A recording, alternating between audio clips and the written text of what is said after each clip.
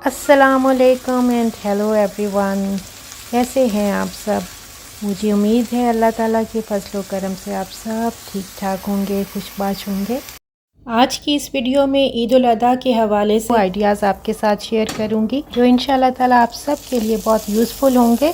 तो वीडियो को ज़रूर एंड तक देखिएगा और अगर वीडियो अच्छी लगे तो ज़रूर लाइक कीजिएगा और चैनल पर अगर न्यू है तो चैनल को सब्सक्राइब कीजिए। और ग्रॉसरी में जो भी आपको चीज़ें चाहिए हों वो आप ईद से पहले ही मंगवा लें। सबसे पहले जो आइडिया मैं आपके साथ शेयर करने जा रही हूँ वो ये है कि आप टोमेटो पेस्ट कैसे बना सकते हैं और टोमेटोज़ को कैसे आप ज़्यादा लंबे अरसे तक महफूज कर सकते हैं।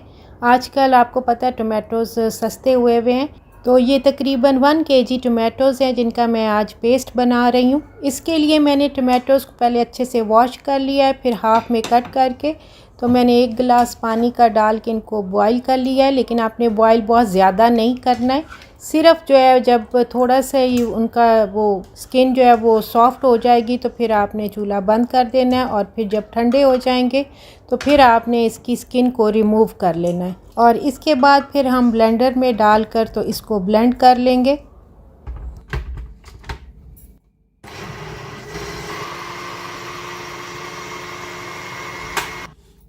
ब्लेंड करने के बाद आप ये देखें कि ये टोमेटो प्यूरी सी बन गई है। तो आप ये छोटे छोटे प्लास्टिक बैग्स होते हैं उनमें अपनी जिस क्वांटिटी से आप अपने हिसाब से रखना चाहते हैं तो आप इनको पैकेट्स में डाल के तो फ्रीज़ कर सकते हैं। ये प्लास्टिक की छोटी छोटी सी थैलियाँ सी होती हैं जिनमें आप अपनी एक हांडी के हिसाब से जो है वो ये टोमेटो प्यूरी डालकर तो फ्रीज़ कर सकते हैं।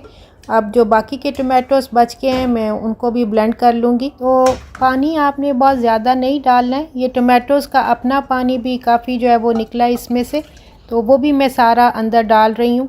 अच्छा, एक तो आप ऐसे टोमेटो की प्यूरी को सेव कर सकते हैं पैकेट्स में डाल के।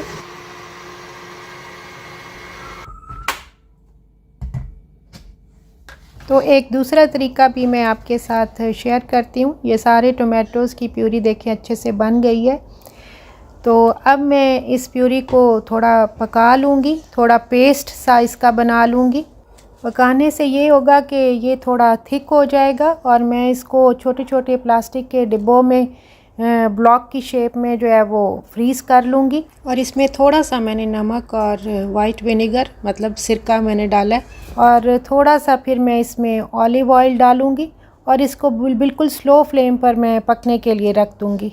और बॉईल होने पर ये ऊपर जो झाग सी आ जाएगी तो इसको आपने ऊपर से उतार लेना है और जितना आप थिक रखना चाहते हैं आप रख सकते हैं और जब ठंडा हो जाएगा तो आपने इसको छान लेना है अच्छे से। तो ये हमारा बहुत ही अच्छा शानदार सा टोमेटो पेस्ट जो है वो रेडी हो जाएगा और आप इसे लंबे अरसे तक फ्रीज़ भी कर सकते हैं, ना ही इसका टेस्ट चेंज होगा और ना ही कलर भी ख़राब होगा। तो इसके बाद ये कुछ वेजिटेबल्स हैं, मैं इनको वॉश कर रही हूँ और अब मैं आपके साथ ग्रीन चिलीज़ को कैसे आप लंबे अरसे तक सेव कर सकते हैं और ग्रीन लीफी वेजिटेबल्स को आप कैसे सेव कर सकते हैं तो वो आइडिया शेयर कर रही हूँ। और इसके लिए मैंने सब वेजिटेबल्स को अच्छे से वॉश कर लिया पहले और ये ग्रीन चिलीज़ को मैंने अच्छे से वॉश करके अब ड्राई कर लिया। ऊपर से आपने इनके डंडल से सारे उतार लेने हैं और इनको थोड़ा थोड़ा सा ऑयल लगा के आप ऐसे भी टिश्यू में रैप करके रख सकते हैं। तो ये नीचे फ्रिज में काफ़ी लंबे अरसे तक आपकी बिल्कुल सही रहेंगी। अच्छा, एक और आइडिया मैं आपके साथ शेयर कर रही हूँ। ये मैंने पिकल रेडी किया है। यहाँ पर यूएई में अरबी जो है वो ऐसे वाले पिकल्स बहुत ज़्यादा खाते हैं और बहुत सारे डिफरेंट टाइप्स के पिकल्स बनाते हैं जैसे क्यूकम्बर्स का, जलपिनो का, ग्रीन चिलीज़ का। तो ये मैंने भी रेडी किया है। इसमें मैंने ये स्मॉल वाली ग्रीन चिलीज़ और देसी लहसुन इसमें मैंने डाला है और जो लेमन, जो बिग लेमन होता है येलो वाला, उसको कट करके, और इसमें सॉल्ट, वाइट विनेगर और ऑलिव ऑयल, बस ये 3 चीज़ें डाली हैं तो ये बहुत ही मज़े का पिकल बनता है। आप भी इसे ज़रूर ट्राई कीजिएगा और ये 3-4 दिन में ही बिल्कुल रेडी हो जाता है। इसे ईद पर खानों के साथ इस्तेमाल करने के बहुत ज़्यादा फ़ायदे हैं। इससे आपका खाना इजीली डाइजेस्ट हो जाएगा, इसलिए इसे साथ शामिल कर सकते हैं। और ये सारी चीज़ें तो हर घर में, हर किचन में मौजूद होती हैं। और अब मैं ये ग्रीन चिलीज़ और अदरक और लहसुन को इकट्ठा चॉप कर रही हूँ।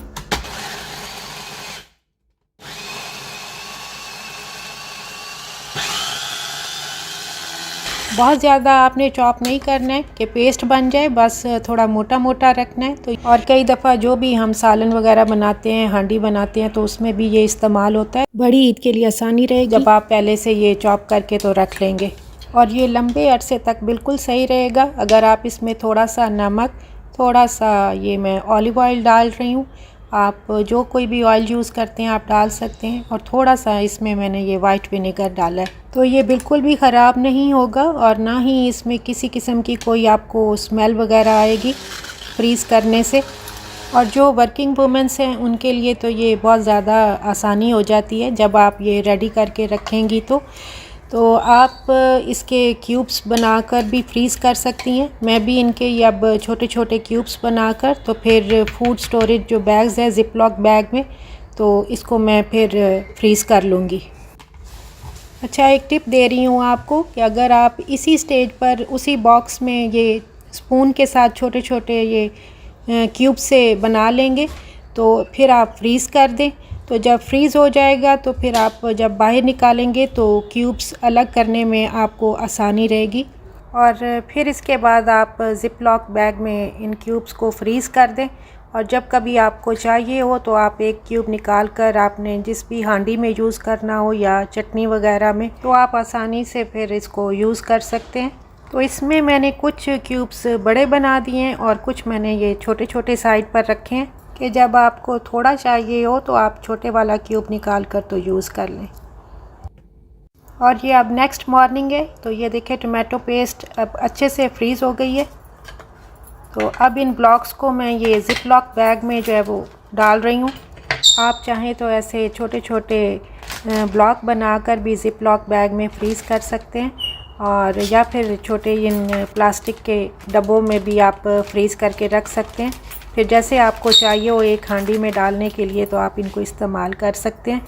और ये ग्रीन चिलीज़ का ये जो मैंने चॉप की थी जिंजर गार्लिक के साथ, ये इनको भी अब मैं ये छोटे छोटे क्यूब्स ये कट करके तो ज़िप लॉक बैग में डाल के तो फ्रीज़ कर रही हूँ रहती है।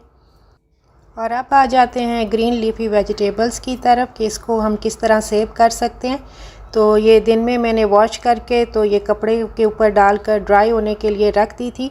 तो ये जो सब्ज़ धनिया के ऐसे वाले जो है वो ख़राब वो अंदर से आप निकाल लेंगे, क्योंकि इससे आपका ये सारा सब्ज़ धनिया जो है वो ख़राब हो जाता है। तो फिर इस तरह से आप ये जो किचन टॉवल टिश्यूज़ होते हैं आप इस तरह से उसको रैप करके तो रख सकते हैं। और इसमें जो भी सारा वो गला हुआ या ख़राब पार्ट होगा सब्ज़ धनिए में वो आपने बाहर निकाल लेना है, और इस तरह से फिर आपने लेयर्स में जो है वो एक बॉक्स में रख लेना है नीचे फ्रिज वाले सेक्शन में। तो ये 10 से 15 दिन बिल्कुल भी ख़राब नहीं होगा और बिल्कुल ठीक रहेगा। इसी तरह से ये लेटस के लीव्स हैं, इनको भी मैं टिशू से अच्छे तरह से मैंने ड्राई कर लिया है और हाफ़ में कट करके नीचे फ्रिज में रख दूँगी इस बॉक्स में, तो ये बिल्कुल सही रहते हैं।